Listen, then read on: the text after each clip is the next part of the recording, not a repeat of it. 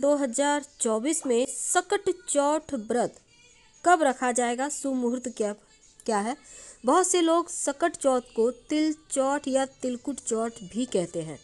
इस दिन माताएं अपने बच्चों की लंबी आयु के लिए निर्जला व्रत रखती हैं और शाम में चंद्रमा को अर्घ्य देकर अपना व्रत खोलती हैं। भगवान गणेश की पूजा की जाती है और कहते हैं जो भी सकट चौथ पर भगवान गणेश की सच्चे मन से पूजा करता है उसके सभी पापों से उसको मुक्ति मिल जाती है। सकट चौथ की शुभ मुहूर्त तारीख क्या है। देखिए, इस बार 29 जनवरी 2024 सोमवार के दिन सकट चौथ का व्रत मनाया जाएगा और चंद्रोदय का समय रहेगा शाम 8:52। चतुर्थी तिथि का प्रारंभ होगा 29 जनवरी 2024 को सुबह 6:10 पर और चतुर्थी तिथि का समापन होगा 30 जनवरी 2024 को सुबह 8:54 पर। सकट चौथ व्रत में भगवान गणेश की पूजा की जाती है और इस दिन व्रत रखने से बच्चों को जीवन में होने वाली सारी परेशानियां दूर होती है। भगवान गणेश को इस दिन तिल, गुड़ और गन्ना का भोग चढ़ाया जाता है।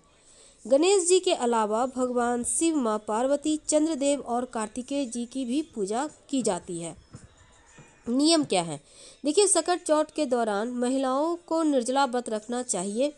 चंद्रोदय से पहले भगवान गणेश की विधिवत पूजा विधान कर लेनी चाहिए। फिर चांद निकलने के बाद चांद को अर्घ्य देकर व्रत का पारण करना चाहिए। भक्तों को काले रंग के कपड़े नहीं पहनना है। ध्यान रखें, चंद्रमा को अर्घ्य देते समय जल के छींटे आपके पैरों पर ना पड़े।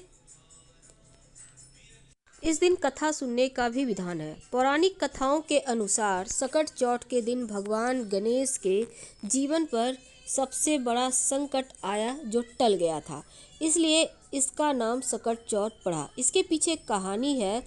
माँ पार्वती एक बार स्नान करने गई। स्नान घर के बाहर उन्होंने अपने पुत्र गणेश जी को खड़ा कर दिया और उन्हें रखवाली का आदेश देते हुए कहा, जब तक मैं स्नान कर खुद ना बाहर आऊं किसी को भीतर आने की इजाज़त मत देना।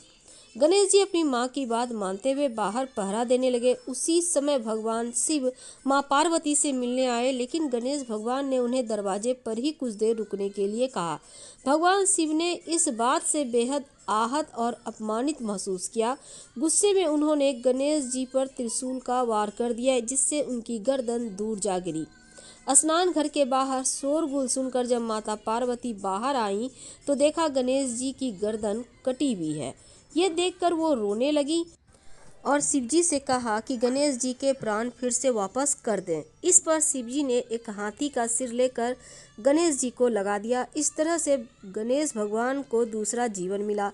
तभी से गणेश जी की हाथी की तरह सूंड होने लगी और तभी से महिलाएं बच्चों की सलामती के लिए माघ माह के कृष्ण पक्ष की चतुर्थी को गणेश चतुर्थी का व्रत रखने लगी।